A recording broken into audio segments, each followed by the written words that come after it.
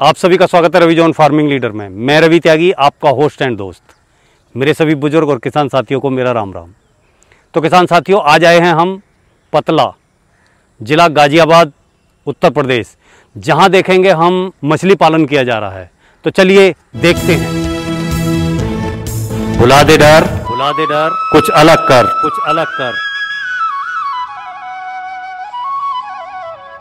किसान साथियों, हमारे चैनल को सब्सक्राइब करें और घंटी के बटन को जरूर दबाएं। सर, आपका बहुत बहुत स्वागत है हमारे रवि जॉन फार्मिंग लीडर में। नमस्कार सर। सामने से जो मेरे व्यूअर्स, मेरे किसान भाई, मेरे दोस्त हमें और आपको देख रहे हैं, पहले जरा अपना एक छोटा सा परिचय आप दें। किसान भाइयों नमस्कार, मेरा नाम रजनीश कुमार चौधरी है। मैं पतले का रहने वाला हूं और मैं तकरीबन लास्ट 2.5 साल से फिश फार्मिंग कर रहा हूं। एजुकेशन से मैं इंजीनियर इलेक्ट्रॉनिक्स कम्युनिकेशन हूँ। 14 साल मैंने नौकरी की है इंडियन कंपनीज में और एमएनसीज कंपनीज में, और 14 साल में तकरीबन 4 साल मैंने इंडिया से बाहर निकाले हैं और 10 साल मैंने इंडिया में नौकरी की है। तो मेरे को स्टार्टिंग से ही कुछ एग्रीकल्चर में करना था, तो मैंने 2017 में डिसाइड किया कि अब जॉब काफ़ी हो गई, अब कुछ अलग करा जाए। तो मैंने रिसर्च करनी स्टार्ट की, तो एग्रीकल्चर में मेरे को फिश फार्मिंग सबसे अच्छा ऑप्शन लगा। तो सर जी, एकदम से जैसे कि फिश फार्मिंग आपको अच्छा लगा जी, और आप इस फील्ड में कूद गए जी, तो ऐसा क्या आपको इसमें लगा कि जो यही वाला क्षेत्र आपने चुना? कृषि में तो बहुत सारे क्षेत्र हैं। सर मैंने जो भी एग्रीकल्चर अलाइड प्रोजेक्ट्स थे जी, वो सारे मैंने स्टडी करे। आपकी डेयरी फार्मिंग हुआ, आपका पिगरी हुआ, आपका पोल्ट्री हुआ, आपका फिश फार्मिंग हुआ, सब के सब बहुत अच्छे थे। लेकिन मेरे को वो क्यों अच्छा लगा, मैं वो आपको शेयर करता हूं जी। एक तो इसमें आपकी डिमांड सप्लाई बहुत ज्यादा है, दूसरा ये पूरा अनऑर्गेनाइज्ड इंडस्ट्री है, ये बहुत स्केलेबल आप इसे बिजनेस कर सकते हो। अभी हमारे इंडिया में ही तकरीबन 7.5 लाख मिलियन मेट्रिक टन का गैप है डिमांड और सप्लाई में। अच्छा। जो कि एक बहुत बड़ी फिगर है। मतलब वो बहुत बड़ा फिगर है। ये इसके बीच की खाई को खत्म करते करते हमें बहुत लंबा टाइम लग जाएगा अगर हम सब मिलकर इस पे काम करें तो। अभी आप देख रहे होंगे रिसेंटली गवर्नमेंट ने भी एक नई प्रोजेक्ट स्टार्ट किया है, प्रधानमंत्री मत्स्य संपदा योजना, जो अगले 5 साल में 20,000 करोड़ इस इंडस्ट्री में इन्फ्यूज करेगी जी। अभी पूरी गवर्नमेंट, सारे एंटरप्रेन्योर्स, बिगनर्स, जो हम इसे एग्रीकल्चर सोच रहे हैं, आप इसे एग्रीकल्चर नहीं, आप इसे एज ए इंडस्ट्री सोचें जी। ये 1 लाख करोड़ की इंडस्ट्री है सर। बिल्कुल। और ये इतना स्केलेबल बिजनेस है। आपका सबसे चीप प्रोटीन है, सुपर फूड है, फिश ऑर्गेनिक है जी, डिमांड सप्लाई ह्यूज गैप है, कैश रिच बिजनेस है, जीएसटी एग्जेम्प्टेड है, तो सारी अच्छाई तो इतने सारे बेनिफिट्स थे। बिल्कुल। तो मैंने एक्वाकल्चर इसलिए चूज किया। और सबसे बड़ी बात, आपके पास टाइम बहुत है आपके लिए जी, कि आप अपना कोई दूसरा, क्योंकि यहाँ पे आपको मॉनिटरिंग करनी है। आपका 100% फिजिकली इन्वॉल्वमेंट नहीं चाहिए, केवल आपकी मॉनिटरिंग जरूरी होनी चाहिए अपने प्रोजेक्ट पे। हाँ, हमने अगर कहा जाए कि भाई नजर रखनी है खेल पे कि खेल किस तरीके से चल रहा है। एग्जैक्टली। ये नहीं है कि हमें बहुत ज्यादा मैन पावर की जरूरत है या बहुत ज्यादा हम श्रम लगाएं या बहुत ज्यादा मेहनत करें, वो नहीं है। लेबर सेंट्रिक बिल्कुल नहीं है। आपकी 1 एकड़ पे भी 2 लेबर चाहिए और आपको 7-8 एकड़ तक भी 2 लेबर बहुत है। तो मैंने 12 एकड़ से स्टार्ट किया, फिर 10 एकड़ एक्सटेंड कर लिया। अभी मैं इस फार्म, ये फार्म टोटल 52 एकड़ का है। अच्छा, अब जहां पे हम खड़े हुए हैं ये 52 एकड़ का फार्म है, जिसे 22 एकड़ में फार्मिंग मेरी अपनी है और 30 एकड़ में कंसल्टेंसी देता हूं, जो मेरे नोन है, जो मेरे से पढ़े, थोड़े उन्होंने बिजनेस मॉडल समझा, उसकी इकोनॉमिक्स समझा, और वो सब सीनियर्स और एजुकेटेड है। मेरा विजन ही है कि इसे पूरा इंडस्ट्री की तरह देखें और जितने एजुकेटेड लोग इसमें जुड़े, क्योंकि अभी ये पूरी अनएजुकेटेड इलिटरेट आदमियों से भरी पड़ी है इंडस्ट्री, तो हमें उसी पे वर्कआउट करना है सर। आपने कहा कि इसे जो हम इंडस्ट्रीज की तरह देखें, किसान जब तक एक इंजीनियर वाले दिमाग से सोचना नहीं शुरू करेगा, जब तक हमारा कुछ भला होने वाला है नहीं जी। जो भी हमारी पुरानी खेती हैं, जो पारंपरिक खेती हैं, अगर उसे करता रहेगा तो ना तो कोई रेट मिलेगा, ना कोई आगे उसे पूछेगा। जब तक एक इंजीनियर वाले दिमाग से मांग क्या है, सप्लाई क्या करना है, तो वो बात आपकी मुझे बहुत अच्छी लगी कि आपने कहा कि इसे जो है एक बिजनेस मॉडल की तरह देखा जाए। अब आप ये मेरे किसान भाइयों को बताएं कि अगर हम इस क्षेत्र में कोई किसान आना चाहता है तो वो किस तरीके से आए और कैसे करे एक छोटी पूंजी के साथ। ये तो बड़ा मॉडल है। नहीं, आप जो किसान है, किसान आप आधा एकड़ और 1 एकड़ से भी स्टार्ट कर सकता है जी। केवल मैं ये बताना चाहूंगा त्यागी जी, इसमें आप ना इसको 3 कैटेगरी में डिवाइड करें। एक हो गया किसान जी, वो आधा एकड़ और 1 एकड़ से स्टार्ट कर सकता है।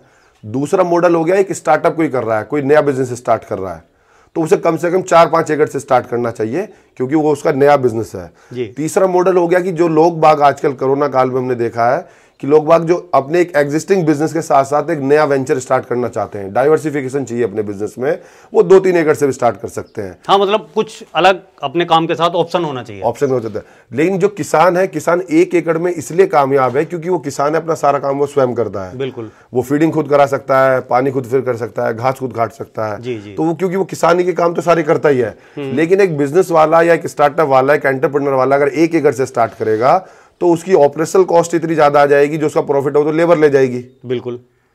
तो 1 एकड़ किसी स्टार्टअप वाले को नहीं करना चाहिए, ना किसी एंटरप्रेन्योर को करना चाहिए। 1 एकड़, 2 एकड़, आधा एकड़ तो किसान को ही अच्छा लगता है। और ये आप अगर मैं नॉर्मल, जैसे मैं नॉर्थ इंडिया में वेस्टर्न यूपी से हूं, तो मेरे यहाँ पे सबसे cash rich crop sugarcane है। तो आप 1 एकड़ से शुगर केन में 50,000 से ज्यादा प्रॉफिट नहीं कमा पाते जी। आप। मैक्सिमम 1 लाख के गन्ना वहां उत्पाद होता है और 50% आपका एक्सपेंस हो जाता है। आप इसमें आप सबसे मिनिमम वाली भी मछली करेंगे तो मिनिमम आप 2 से 2.5 लाख पर एकड़ प्रॉफिट कमा पाएंगे 1 साल में। अच्छा, तो आपकी 5 गुना इनकम हो रही है नॉर्मल फार्मिंग से। आपने 2 से 2.5 लाख बताया, क्या वो हमारा शुद्ध मुनाफा है? हाँ, वो शुद्ध मुनाफा है। आपके तकरीबन 4 लाख रुपए 1 एकड़ में लगेंगे मछली पालने में, फ्रॉम फर्स्ट डे से लास्ट डे तक। जी। अगर हम IMC जिसको रहू कतला मृगल कहते हैं, वही हमारे किसान को करनी चाहिए क्योंकि उसके पास पूंजी भी कम होती है। जी। तो तकरीबन उसके 4 लाख रुपए खर्च हो जाएंगे 1 साल में, और 6.5 लाख की बड़े आराम से अपनी फार्म प्राइस से वो मछली सेल कर पाएगा। तो सर, आपने ये नेचुरल पॉन्ड की बात की, आज चारों तरफ बायोफ्लॉक बायोफ्लॉक बायोफ्लॉक, ये असल में क्या फंडा है? क्या इसे करने के बाद में आदमी कुछ आगे बढ़ सकता है या कुछ कर सकता है? नहीं, एक्चुअली बायोफ्लॉक भी एक पद्धति है मछली पालने की, जैसे मैं पॉन्ड फार्मिंग में करता हूँ। बायोफ्लॉक पद्धति बेकार नहीं है, लेकिन उसको जो प्रेजेंट कर रहे हैं वो गलत तरीका है। मैं ये बताना चाहूंगा जी। बायोफ्लॉक है ना, उन कंट्रीज के लिए सक्सेस था जहां पे लोग बाग हमारे पास है ना हॉरिजॉन्टली एक्सपेंडेशन नहीं था, हम वर्टिकल फार्मिंग पे चले गए। जी। हमारे इंडिया में तो जमीन भी बहुत है, पानी भी बहुत है, और बायोफ्लॉक उन कंट्रीज में सक्सेस था जहां लोग बाग स्मॉल साइज की फिश खाते हैं। हमारे यहाँ तो माइंड ही सेट है 1 किलो। आप एप्पल लेने भी जाओगे तो सबसे बड़ा उठाओगे। तो मछली हम छोटी कैसे खाते हैं? हाँ, ये क्या है, केजी अमरूद। एग्जैक्टली। तो हम छोटी मछलियां कम क्वांटिटी में खाते हैं इन कंपैरिजन टू बड़े साइज की मछलियां, और जो बड़े साइज की मछलियां होती हैं वो छोटी वाटर बॉडी में नहीं हो सकती। अच्छा। तो हमें बड़ी वाटर बॉडी चाहिए। बायोफ्लॉक या टैंक कल्चर या RAS, मैंने भी कुछ टैंक 20 टैंक्स लगाए हुए हैं। मैं उन सब में सीड रियरिंग करता हूं, मैं सीड बैंक है मेरा वो। अच्छा, वहां आप जो है उसमें मैं बड़ी मछलियां नहीं करता, ना ही होती है उसमें। अच्छा, बड़ी नहीं हो सकती? नहीं होती उसमें। तो आप ही खुद देखिए ना, जितने भी आपके सोशल मीडिया है, यूट्यूब है, फेसबुक है, आपको बायोफ्लॉक की जितनी वीडियो मिलेंगी वो सब सीड स्टॉकिंग तक की तो सब मिलेंगी आपको। हाँ, मतलब पालने तक की बताते हैं, पालने तक की मिलेगी। ठीक है, वो सारे फार्मर्स या वो सारे जो एंटरप्रेन्योर्स हैं वो सब वो वीडियो भी शेयर करें ना कि वो बड़ी होके हार्वेस्ट का हार्वेस्ट आज हमारे यहाँ हार्वेस्ट हो रही है, और आज जो है इतने ग्राम की ये हुई है, और ये हमारी इस मंडी में यहाँ सेल हो रही है। भाई, मैंने एक बिजनेस स्टार्ट किया, एक बिजनेस मॉडल मैंने किसी चैरिटी के लिए नहीं किया है। जी। राइट। बिल्कुल। मेरे को बहुत बंदे फोन करते हैं कि सर आप फीस भी ज्यादा लेते हो। तो देखो, प्रोफेसर की फीस तो ज्यादा होगी ना टीचर से। बिल्कुल। तो ये आपको डिसाइड करना, आपको क्वालिटी चाहिए या क्वांटिटी चाहिए। बिल्कुल बिल्कुल। राइट। टैंक लगाना नुकसानदायक नहीं है, बट आप पहले उसे की मेथोडोलॉजी समझो। अभी हम पॉन्ड फार्मिंग में इंडिया, वो वाटर केमिस्ट्री है, उससे तो हम समझ नहीं पा रहे हैं। हाँ। और हम केमिकल इंजीनियरिंग की बात करने लगे। बिल्कुल बिल्कुल। तो कैसे और ये क्या होता है कि एक्चुअली वो देखने में बड़ा अच्छा लगता है, लोग बाग सोचते हैं बहुत इजी टू ऑपरेट है। पॉन्ड फार्मिंग में भी कोई प्रॉब्लम नहीं है। और जो बिगनर्स हैं, जो जॉब वाले हैं, जो मिडिल मैनेजमेंट वाले हैं, वो टैंक कल्चर को काफी एकदम एक अलग रूप में देखते हैं, एकदम से पकड़ते हैं कि भाई कहीं जाना नहीं, आपका मार्केट का हॉटकेक वही है।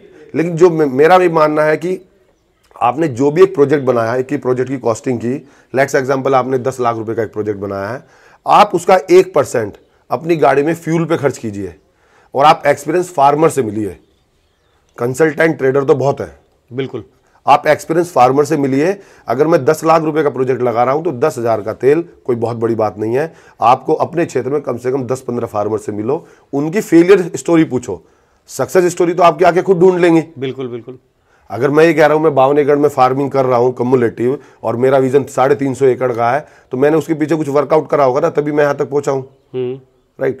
तो जो सक्सेस स्टोरी वो आपकी नजरें खुद ढूंढ लेंगी। आप उस फार्मर से उसकी फेलियर पूछो तो आपको एकदम क्लियर पता चल जाएगा कितना वजन है। आपने अभी कहा कि फेलियर, इस क्षेत्र में फेलियर होने के क्या क्या कारण होते हैं? कि आदमी कहाँ मात खा जाए और कहाँ इस खेल को अपना फेल कर ले?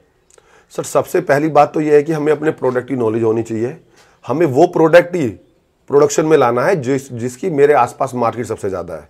बिल्कुल। अगर मैं वो फिश यहाँ पे पैदा करने लगूं जो कस्टमर ही नहीं खाता तो मेरा फर्स्ट स्टेप ही गलत हो गया। वो गलत हो जाएगा। तो मेरे को प्रोडक्ट मेरे पता होना चाहिए कि मेरा कौन सा प्रोडक्ट है जो मेरी लोकलिटी में, मेरी विसिनिटी में, मेरी नियरेस्ट रिटेल मार्केट में, होलसेल मार्केट में सेल होता हो। बिल्कुल, सबसे पहला पॉइंट। सर दूसरा मेन फेलियर का हमारा रीजन क्या है कि हमें ना एक रॉन्ग कंसल्टेंट या ट्रेडर के चक्कर में फंस जाते हैं। तो हमें उस पर बड़ा सतर्क रहना है किसान भाइयों को, स्पेशली जो मिडिल मैनेजमेंट वाले एंटरप्रेन्योर हैं वो फंस जाए तो कोई दिक्कत नहीं है, वो बियर कर लेता है 4-5 लाख की कॉस्ट, लेकिन किसान भाई के लिए बहुत बड़ी प्रॉब्लम हो जाती है। मतलब अगर हम सीधी भाषा में क्या कहें कि जो असली किसान हैं, हाँ वो ना फंस जाए, वो ना फंस जाए उसी। और तीसरा जो फेलियर रीजन है वो अवेयरनेस भी प्रॉब्लम है जी। हमारे फार्मर्स को ना तो एजुकेशन है, ना हमारे पास ऐसे ट्रेनिंग सेंटर्स हैं कि जो उन्हें एग्जैक्ट अवेयरनेस पता चले कि वो कौन सी फिश करें, वो कैसे सोइल टेस्ट करें, कैसे वाटर टेस्ट करें, कितना फीड खिलाएं। एक मेन एजुकेशन भी बहुत बड़ी प्रॉब्लम है जी। एक आपका फंड मैनेजमेंट। अगर आपको ये पता है कि मेरे को इतनी मछली करनी है, इतना एरिया, तो पहले उसकी इकोनॉमिक्स समझ लो प्रोजेक्ट की, तभी आप उसे स्टार्ट करें। ऐसा ना हो कि आपका प्रोजेक्ट की कॉस्टिंग 50 लाख आ रही है और आपके पास 10 लाख रुपीज है तो आप फेल होंगे ही होंगे। हाँ, ये भी एक बड़ी बात। फंड मैनेजमेंट, आपको फंड मैनेजमेंट बहुत अच्छी तरह करना है अपने प्रोजेक्ट को सक्सेस करने के लिए। दूसरा, आपका जो प्रोजेक्ट या आपका लैंड हो वो आपकी रीचेबिलिटी में होना चाहिए सर। ऐसा नहीं होना चाहिए कि आप रहते तो यहाँ पे और आपने 500 किलोमीटर दूर फार्म बना लिया। बिल्कुल बिल्कुल, वो भी सक्सेस नहीं होता। क्योंकि आप ये सोचिए ये एग्रीकल्चर है, पहले तो प्रोडक्शन इंडस्ट्री, सर्विस इंडस्ट्री से वैसे ही हार्ड हो गई, एग्रीकल्चर में भी लाइव स्टॉक प्रोजेक्ट है। बिल्कुल, ठीक है ना। तो पहले बैड था, ये वर्स्ट वाली स्टोरी हो गई है इसकी।